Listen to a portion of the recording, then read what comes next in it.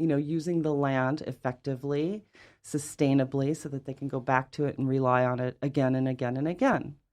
And I'm a capitalist. I think that everybody should have, opportunity to thrive, but not at the expense of the future of our children. Mm-hmm. So from the Native American standpoint, returning to industrial hemp, it seems as though it would just be a natural for the community to actually take the lead on creating some of the infrastructure that is not allowed on the outside, or that hasn't even been conceived on the outside, to replace fossil fuel in its entirety. Maybe I can start and Kano can chime in. The industrial hemp has been used even during World War II. Native Americans were creating the uniforms for the armed forces, right? Mm-hmm. So they had that already in place. The economy was very strong all the way in the 1970s, and then the federal government realized that natives are progressing. We got to stop to it. So they started burning all the hemp. They started killing all the sheep, and the livestock, because they realized that if the natives start having self-determination and a thriving economy, they can not only be unstoppable, but they can also buy Native America back. The United States back. Mm-hmm. So it's not a coincidence that the Native Americans are mostly impoverished, because once they have capital, they can buy the lands, fee simple lands, and automatically turn that into tribal. Mm-hmm. That's why I call it a systematic genocide and culture side that's happening to the Native Americans right now, because once they die off, the federal government can take the lands because there is nobody else to claim it. That's why it's happening. That's why they want America without Native Americans. Yeah. That's the plan. And whatever the plan is working, right? Well, it's working. IHS is right? working. Yeah. It is working. They're succeeding in the initiatives, right? They're hitting their checkpoints as we go, and social issues and things have gotten worse, even though there's so-called programs, and it doesn't get news unless there's like a big uproar, like for instance the Keystone Pipeline uproar. Yeah, and speaking directly to that, being Lakota, right. Aho matakyase zuya wawakwa miyailo. All my relations, my name is Peaceful Warrior. I come here with intent. Every word I speak is of a prayer. Everything that I move is with blissful intent, with the hope that I bring you joy and pleasure in the moments that we exchange. That is my vision. As a Lakota person, as a tribal person, we want to remind everybody, I want to remind everybody, don't be fooled by the history you think exists. Capitalism is relevant. Monopoly, we're playing it every day. But what we don't know is that economy thrived before Christopher Columbus.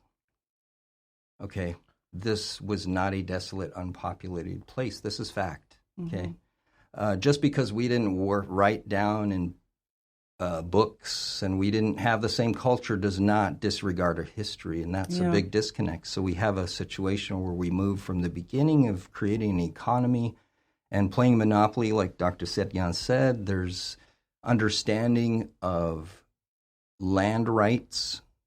As soon as people started putting fences up here, that was understood and dictated upon, right? And so as we play Monopoly in these decades and we move forward, being a man that comes to you, and I just express who I am from the deepest, sincerest point of my soul. And as a tribal person, Lakota, being here from Pahasapa, the center of the earth here, I want to invite all American people, all people, South American, North American. This is where we forget. When you say you're American, it has nothing to do with what team shirt you're wearing. It's the blood that's pumping and the ideals that are in your heart. And so we have an opportunity now to embrace hemp. We know that industries competed. We know the economy was structured by forestry, by certain industries, and that's fine. Just like you said, man, even when I disagree with politicians or business owners, or I don't like that owner of a big industry, I still, as a man, I have to respect that it took him a lot of work and sacrifice to create it. He was answering the questions before him. And so sitting here 2020 as a Lakota man, a pipe carrier, humble person that likes to sing songs. I'm in the band Clandestine. We do Clandestine live, and we have fun. But I'm sitting here and I'm reaching out to all individuals in the cannabis and hemp industry to understand that it took a lot of work. It took, right? We all know this. To get where we are today, it took work, but we have an opportunity to embrace each other as relatives that we've never done this before. And when it's been tried, it gets squashed because of that monopoly board. And I'm asking everyone as an American citizen, that there's only one guy with that top hat and that little spectacle on his eye, man. There's only 2 or 3 guys controlling massive amounts of capital and industry. And so when you speak of Keystone Pipeline, my heart hurts as I know that my relatives went there. Both Native on the end of protesting, right? And I always say this, I am not an activist because there's labels involved, right? As I watched my relatives be attacked by dogs and sprayed with tear gas, I also understood people saying, well, they're breaking the law. And I also understood that there was other people, officers, that were following orders. But at one point in our nation, in our country, are we going to say, hey, it's not okay for one guy or one group of 12 shareholders, 100, 1,000 even shareholders to dictate, and we're going to be blinded, and we're going to all watch the Super Bowl forgetting that those natives were out there fighting for the rights of your water that are connected to hemp farming. None of us want to see our forests disappear. Nobody does. Right. Nobody wants to see this ocean polluted. Perhaps you and I.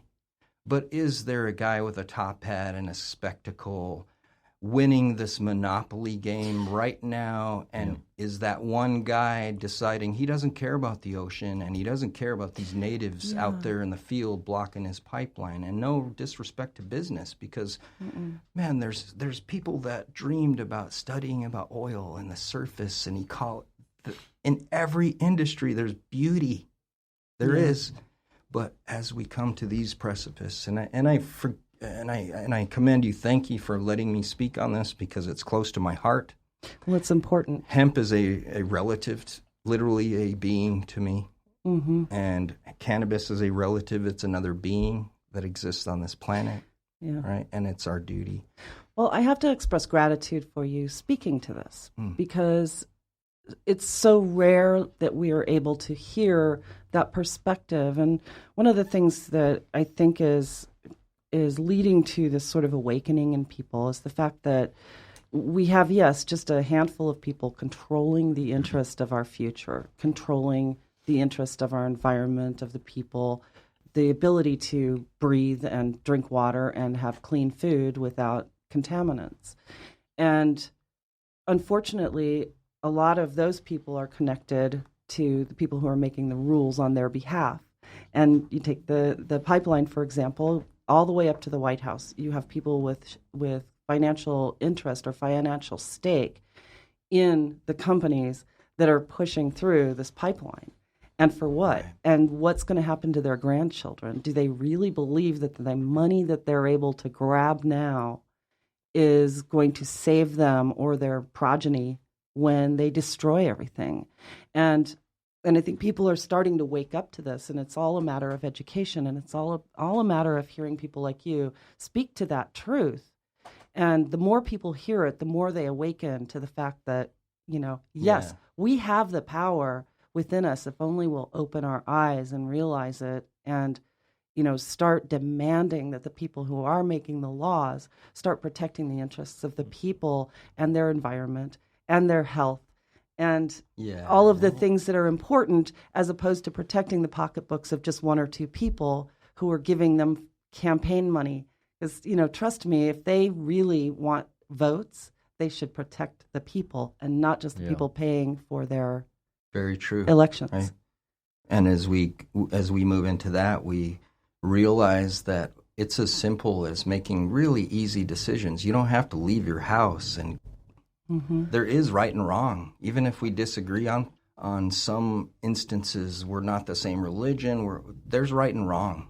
There's basis of right and wrong, correct? Absolutely there is. But, just saying we are human beings, with all of the division that's going on between us right now, all of this partisanship, and people are going into their little corners and, getting news from sources that align with their specific beliefs.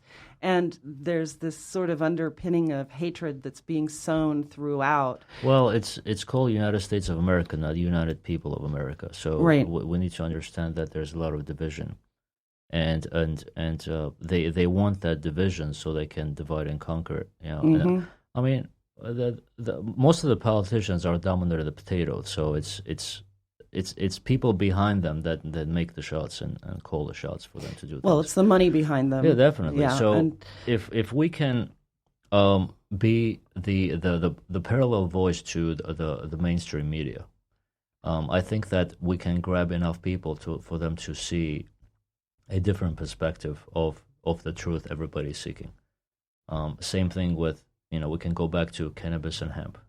Whatever, let's say, the mainstream media says about cannabis and hemp, what the American Medical Association says, and why it was established in the first place to stop cannabis and hemp. Which they really didn't have a hand in, because it happened with a handful of guys with top hats. Oh, sure, yeah. Seriously. Yeah. So it's easy for us to, refute even their arguments. I've been in a lot of debates. It's very easy for us to debate on religion and too easy. Too easy, yeah. Economy and CBD, but if we are going to make the CBD and hemp as the topic of this conversation, I think that we are at a point where we have enough physician support, we have enough state and federal official support, and private sector support, and especially tribal willingness for them to create this enterprise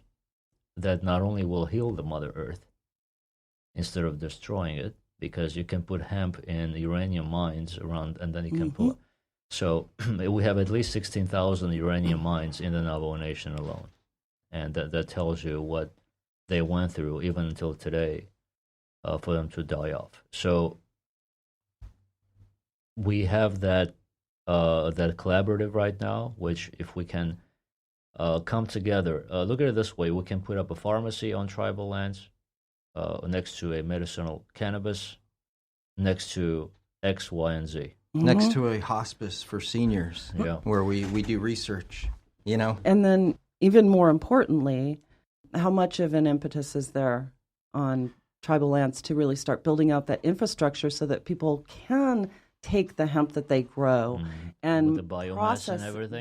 Can I speak to that directly? Just real short, because I get philosophical. Yeah. And then after this, I wanted to say that the invitation is wide open. Dr. Satyana and I are sitting on the ability to achieve it. Yeah, we're the gateway. We have sat with some of the industry's largest companies, largest investors, and they're still trying to make their mind up of whether they want to change the world or not.